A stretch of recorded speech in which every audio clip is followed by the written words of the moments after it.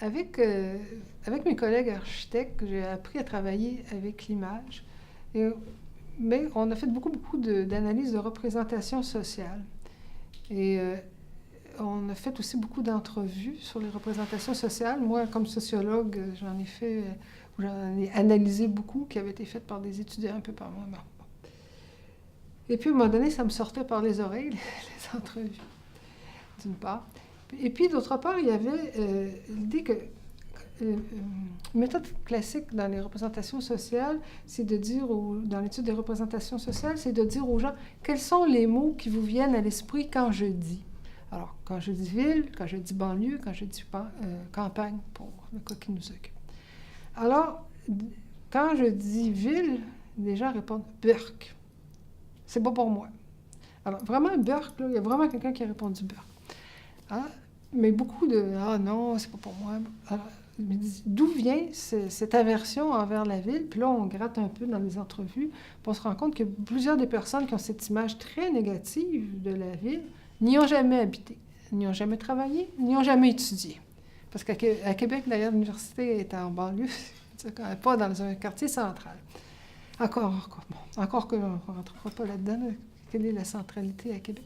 Mais bref, il y a beaucoup de gens qui n'ont jamais étudié, travaillé ou vécu en ville et qui ont une image très négative de la ville. Donc, d'où leur vient cette image, puisque ça ne leur vient pas du tout de leur expérience. Donc, l'idée, c'est que ça vient de l'imaginaire social plus large. Alors, où aller cerner cet imaginaire social plus large? Là, j'ai eu l'idée du cinéma. Je me suis dit, allons voir dans le cinéma québécois, toujours, parce que moi, je travaille sur le Québec. Allons voir dans le cinéma quelle est la représentation de la ville, la banlieue et de la campagne, et en général de l'espace. Et peut-être on comprendra un imaginaire plus large. Donc là, encore une fois, je me suis laissée prendre au jeu, au piège. C'est-à-dire qu'au début, je voulais étudier seulement les films où la banlieue était centrale. Mais rapidement, je me suis rendu compte qu'on ne peut pas comprendre la banlieue sans comprendre la ville aussi. Donc, puis après ça, je me suis dit, bon, j'étudie des films où on parle de la ville et de la banlieue pour me rendre compte que non, finalement, la campagne, c'est un volet indissociable parce que les gens se déplacent entre les trois, dépendant des films, mais en gros, ville, banlieue, campagne doivent être compris simultanément. J'ai dit, OK, d'abord. Là, je me suis ramassée avec un corpus de 270 films. Ah, ça doit venir des mathématiques, la folie des grands nombres. En mathématiques, il y a la loi des grands nombres. Hein? Non, c'est en théorie des nombres, peu importe. Et en statistique, mais en statistique, bon. Donc, 270 films réalisés dont le moment de diffusion sur les écrans de 1965 à 2010. Donc, avec 270 films, je dis, il me semble que j'ai de quoi m'amuser. Alors, c'est sûr qu'il y en a plus qui ont été faits dans les années 2000 que dans les années 70 ou même 60. Mais je dis, il me semble que je vais être capable de voir à la fois s'il y a une évolution dans les représentations, donc toujours cette perspective historique qui pour moi est importante, et de voir aussi à un moment donné comment se situe entre la ville, banlieue et campagne. Mais de fil en aiguille, j'ai été amenée à étudier aussi l'espace public, la place publique et l'appropriation de l'espace. Donc, la place publique à travers l'art dans les films ou les œuvres visuelles dans les films, l'espace public par les médias dans les films, puis l'appropriation par les narrateurs. Alors, j'ai étudié l'espace dans le cinéma québécois sous plusieurs angles. Et donc, ça, j'ai eu beaucoup de plaisir à faire ça aussi. Et j'ai consacré une année sabbatique. J'ai vu dans une année sabbatique 150 films quand même, c'était pas mal. Puis les autres, je les avais vus déjà un peu avant, ou je les ai vus après. Enfin, alors, ça a donné la publication en 2015 de l'imaginaire de l'espace dans le cinéma québécois. Et après ça, j'ai continué à travailler sur le cinéma puisque là, j'ai Dominique Morin, toujours le même, qui prépare un numéro de recherche sociographique sur la famille. Bon, en discutant avec lui, j'ai dit, je vais faire un truc sur l'image de la famille ou l'imaginaire de la famille dans le cinéma québécois. Et plus récemment, pour les Cahiers des 10, j'ai fait un article sur la mémoire des années 60, où je compare des films tournés pendant les années 60 avec des films tournés postérieurement, mais dont l'action se passe dans les années 60, pour voir ce que la mémoire dit, retient ou élague des années 60. Donc, travailler sur le cinéma, pour moi, c'était à la fois dans la continuité de ce que j'avais fait sur la banlieue, et des images et des préoccupations, mais la sociologie du cinéma, c'est quand même pas une discipline ou une branche de la discipline qui est très développée. Le cinéma, c'est du son, de l'image et un récit. Et même dans le documentaire, il y a un récit. Un documentaire, il y a toujours un récit. Alors, qu'est-ce qu'on fait avec ça, nous, les sociologues? Et souvent, les sociologues qui ont étudié le cinéma s'en tiennent au scénario, ont tendance à pas trop porter attention aux images. Et les sociologues, on veut toujours comparer des films entre eux, alors que les gens en études cinématographiques ont tendance à travailler sur 2 films de Robert Lepage ou un film de Jean-Pierre Lefebvre. Et c'est correct. Mais les sociologues, c'est pas comme ça qu'on travaille. Si on veut une vue d'ensemble de l'imaginaire, il faut prendre beaucoup de films, il faut prendre des comédies, des tragédies, des chefs-d'œuvre ou des navets, il faut prendre des films, indépendamment du fait qu'ils soient chefs-d'œuvre ou navets, qui ont été très diffusés, d'autres qui sont passés inaperçus. Donc, ça prend une espèce de large corpus, parce que sinon, tu n'arriveras pas à cerner l'imaginaire. Mais en même temps, là, c'était pas évident pour la sociologue que j'étais d'arriver à appréhender ça, mais en même temps, il n'y avait pratiquement pas de modèle. Et même des gens qui disent qu'ils font de la sociologie du cinéma, souvent font de la sociologie de l'institution cinématographique. Donc, un des seuls qui avait fait quelque chose qui s'apparentait à ce que moi je voulais faire, c'est Christian Poirier, qui était à l'INRS Urbanisation, qui lui a travaillé sur l'identité dans le cinéma québécois. Mais lui, il avait 140 films, puis il prenait de la fiction et du documentaire. Tandis que moi, j'ai pris seulement la fiction. Mais au moins, j'avais un interlocuteur un peu en la personne de Christian Poirier, parce qu'il n'y avait pas grand monde qui s'intéressait en sciences sociales au cinéma. Donc, j'avais à la fois cet handicap de ne pas pouvoir m'appuyer sur grand-chose, mais aussi cette possibilité merveilleuse d'inventer des trucs. Donc, ça, c'est ce que j'ai fait. Alors, pour me rendre compte que la banlieue devenait centrale, pas centrale au sens où elle est coincée entre la ville et la campagne, mais centrale parce qu'elle prend de plus en plus de place dans l'imaginaire et que ça devient de plus en plus l'espace de vie par défaut, et que l'image de la ville est très négative dans le cinéma, comme dans les entretiens, et l'image de la campagne est plus mitigée. Donc, on arrivait à opposer ville, banlieue, campagne, en disant la ville est au passé, la campagne est au présent, mais la banlieue est au futur. Donc, je vais faire une histoire courte, mais c'est vraiment beaucoup plus complexe que ça dans mon livre. Mais alors là, j'étais assez contente d'arriver à cette vision-là que je n'avais pas vu venir non plus. Quand je me suis lancée dans cette étude-là, je n'avais pas vu ça venir. Depuis, qu'est-ce que j'ai fait? Alors que j'achevais mon livre sur le cinéma, je réalise-tu pas, au choix suprême, que la Bibliothèque nationale du Québec venait de mettre en ligne la revue Mainmise au complet, les 78 numéros de la revue Mainmise. Je disais, ça faisait longtemps que je me disais, il faudrait que je fasse quelque chose sur Mainmise, parce qu'entre-temps, j'ai travaillé sur d'autres revues. J'ai travaillé sur... après mon livre sur les revues, où j'ai travaillé juste sur les premiers numéros, j'ai travaillé sur un article sur les revues de gauche, j'ai travaillé sur 2 revues, Dérive et Le Temps fou, qui ont été fondées un peu avant le référendum et qui sont de 80, qui sont disparues un peu après le référendum de 80, pour voir qu'est-ce qui se nouait en 80. Bon, j'ai travaillé sur différentes revues, puis j'étais restée avec l'idée, Mainmise, il faudrait que je travaille là-dessus. Et je ne sais pas à quelle occasion, je croise Jean-Philippe Warren, que je croise souvent, sociologue, qui était un de mes étudiants, ça ne me rajeunit pas. Voilà. Alors, Jean-Philippe et moi, on se parle, puis il dit, as-tu vu ça, Mainmise? Hein? Puis il dit, oui, je voulais justement, il dit, je commence à travailler sur la contre-culture. Puis là, on se met à parler. On devrait faire quelque chose ensemble. Et c'est comme ça que Jean-Philippe et moi, on a écrit un livre ensemble sur la contre-culture qui s'appelle « Pratique et discours de la contre-culture », sur la contre-culture au Québec, où est-ce que j'ai tablé un peu sur les choses que j'avais faites dans les années 70 et surtout 80, autour du réseau, mais un peu aussi avant. Et sur aussi de mes observations de cégepienne et d'étudiante à l'université. Parce que j'avais été quand même proche de la contre-culture, puis évidemment avec l'analyse rétrospective de Mainmise, et puis Jean-Philippe, lui, a fait beaucoup, il a dépouillé toutes sortes de centres d'archives. Donc, on a bien bossé, puis là, ça vient de sortir. Donc, ce livre pratique les discours de la contre-culture au Québec, qui me renvoie d'une certaine façon à mes premières amours. Voilà. Et là, sur quoi est-ce que j'entends travailler dans les prochaines années? C'est une bonne question. Alors, sûrement toujours sur les revues, sûrement toujours sur le cinéma. Là, c'est pas clair parce que je suis comme dans un entre-deux. Là, le livre sur la contre-culture est sorti hier. Au moment où je vous parle, il est sorti hier.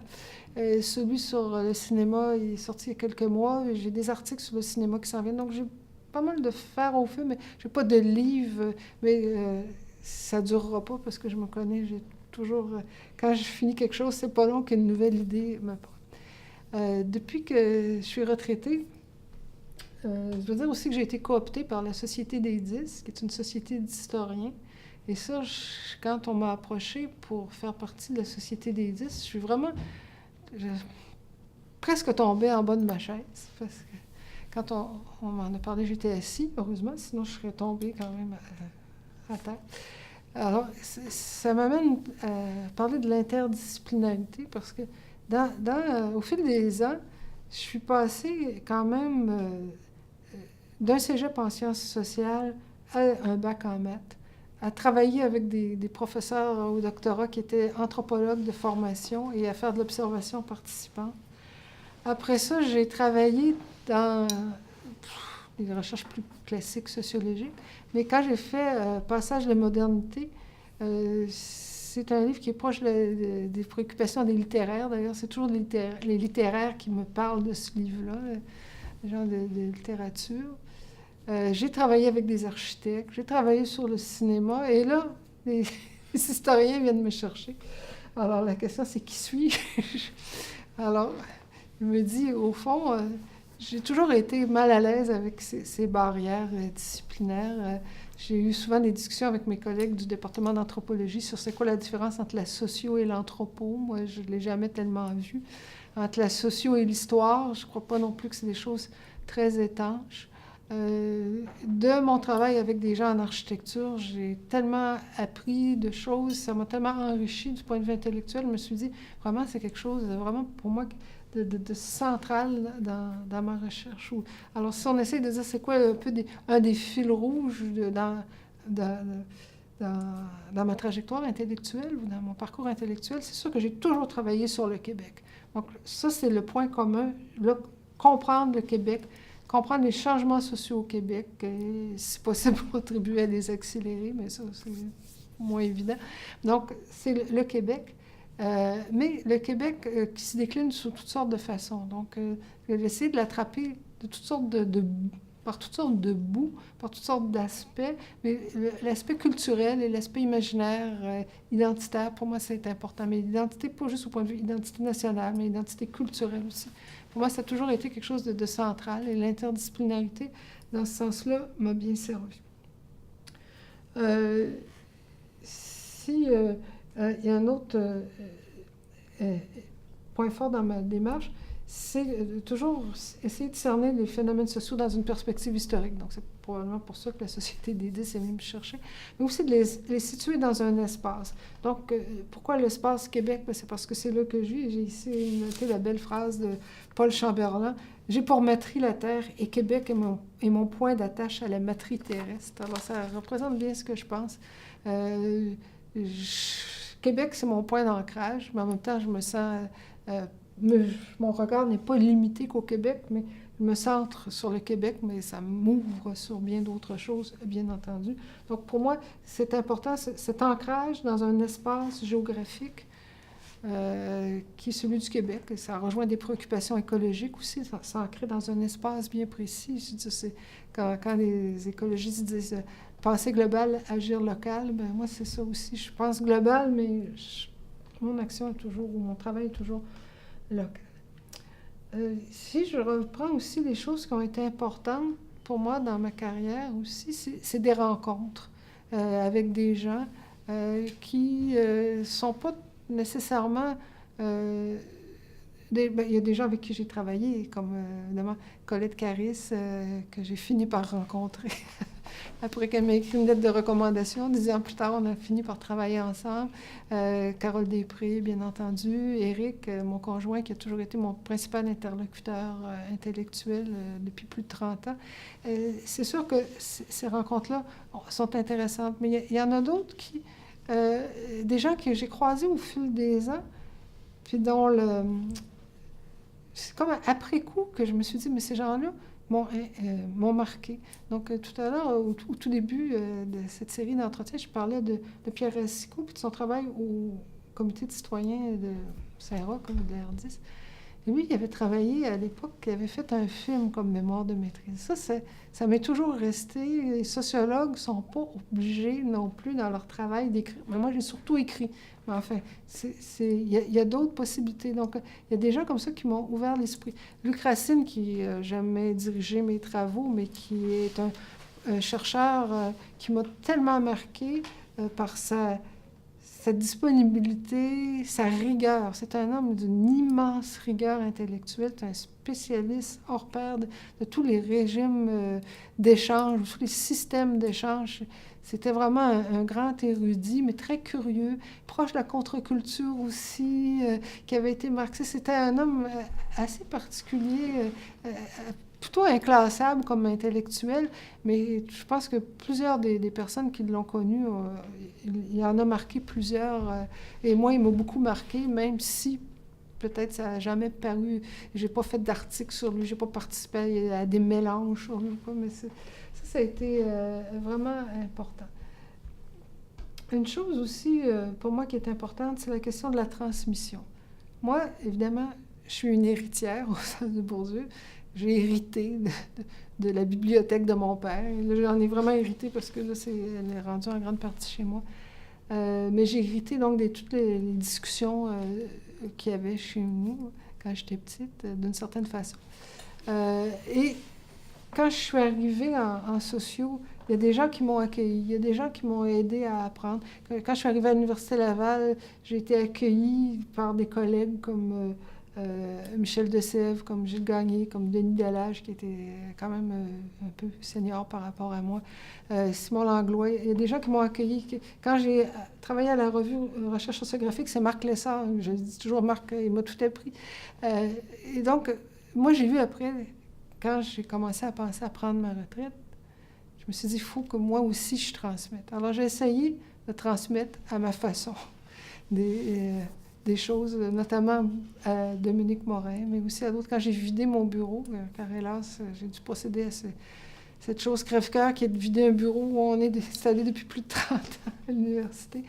J'ai donné des caisses de livres entières à Pascal Bédard, donc une jeune collègue qui travaille sur la culture. Donc, elle est partie avec beaucoup de mes documents de terrain, avec des livres, sur toutes sortes de trucs. Donc, je dis, c'est important, cette transmission qui passe par toutes sortes de voies, de toute façon. Ça peut passer par des échanges, ça peut passer par la formation, ça peut passer par des discussions, mais par vraiment la transmission d'objets, de biens. Donc ça, j'ai trouvé que c'était important pour moi. Voilà. Et puis, si on essaie de réfléchir à la recherche en sciences sociales, c'est sûr que ça a beaucoup changé depuis 30 ans avec... mais premièrement, il y a eu une spécialisation croissante. Moi, quand les gens me disaient « c'est quoi ton champ de spécialité », je résistais toujours. Je disais toujours « c'est le Québec. Le Québec. Le Québec sous tous ses aspects, mais le Québec. » Mais il y a plus grand monde qui dit des trucs comme ça. Alors, quand on me demandait plus précisément, je disais « oui, la ville et la culture. » Mais puisqu'il fallait dire quelque chose de plus que Québec. Mais en fait, il y a une spécialisation croissante et les organismes subventionnaires, les universités, tout le système nous incite à nous spécialiser de plus en plus. Et moi, je me dis, en tout cas, je me dis, j'aurais été très malheureuse dans ça si j'avais pas étudié la banlieue, j'aurais pas pu étudier le cinéma, si j'avais pas étudié les revues, j'aurais pas pu m'intéresser peut-être à la postmodernité ou aux identités ou à la dématérialisation des identités. Je pense que mes recherches se sont toujours nourries mutuellement. J'ai 2 hémisphères cérébraux, mais ils se rejoignent malgré tout quelquefois et plus souvent que parfois on pense, parce qu'une recherche nourrit l'autre. Donc pour moi, c'est important. Et là, c'est une chose que je déplore, là, c'est cette pression qu'ont les jeunes chercheurs à se spécialiser, à se sur-spécialiser. Ça me chicote. Une autre chose qui me chicote, c'est les transformations aussi de l'édition savante. Donc moi, j'ai été 20 ans directrice d'une revue, du 20 ans, bon, avec 1 ou 2 années de pause, puisque j'avais transmis la revue à Simon Langlois à une époque. Malheureusement, il me l'a retransmis pendant un congé de maladie. Et je lui ai redonné, mais il me l'a redonné parce que... Bon, alors, j'ai pas réussi à m'en défaire vraiment. Et donc, j'ai été là pendant une vingtaine d'années. Et donc, là, les revues savantes et l'édition savante est un carrefour, je pense, parce qu'on est vraiment rendu à une dématérialisation des revues. Et en même temps, il y a beaucoup de revues cette année qui n'ont pas été subventionnées au concours du Fonds québécois de recherche sur la culture. Donc, beaucoup de revues, la moitié de celles qui avaient été recommandées par le comité n'ont pas été financées. Alors que, bon, c'est sûr que les revues, quand elles ont été fondées, ça a marché au bénévolat, mais au fil des années, ça ne fonctionne plus. Et de toute façon, les universités n'accepteraient pas que des directeurs de département s'occupent d'une revue sans avoir de l'argent qui rentre en contrepartie pour payer des chargés de cours. Donc là, il y a quelque chose qui est en train de se passer. J'ai l'impression du côté des revues universitaires, elles sont fragilisées actuellement. Le passage au numérique, ça a du bon parce qu'elles sont lues partout sur la planète, mais on n'a plus d'abonnement papier, donc on n'a plus de revenus autonomes, donc on est de plus en plus dépendant de subventions qui se font de plus en plus rares. Alors ça, je dirais que ça m'inquiète. Alors, bien sûr, les gens peuvent publier leurs textes sur leur site web personnel, mais c'est pas comme une revue. Donc, puis la mainmise des grands éditeurs internationaux sur l'édition aussi. J'avoue que tout ça m'inquiète, mais je suis plutôt optimiste de nature, donc il y a quelque chose qui va sortir de là, mais... Voilà. Ça, c'est... Sur l'avenir de la sociologie, là, je me pose des questions. Voilà. Et en terminant, peut-être, en faisant l'exercice de réfléchir, parce que c'est un fichu exercice auquel Frédéric Laugrand nous convoque dans ses entretiens. Donc, ça nous oblige à réfléchir sur ce qu'on est, ce qu'on a été, ce qu'on a fait, ce qu'on souhaite dire ou ne pas dire dans cette série d'entretiens, parce qu'on ne dit pas tout, sinon ça durerait bien plus longtemps. Je me suis dit, mais au fond, je dis, comment je me situe par rapport à tout ça? Puis je me dis, j'ai l'impression que j'ai jamais été tout à fait à l'endroit où on m'attendait. Alors, je ne suis pas anthropologue, mais peut-être qu'il y a cet exercice d'être un peu ailleurs que ce qu'on attend, à cause de l'interdisciplinarité, à cause du fait peut-être que je suis une héritière, mais que j'ai quand même pas marché tant que ça dans les traces de mon père. Au contraire, voilà.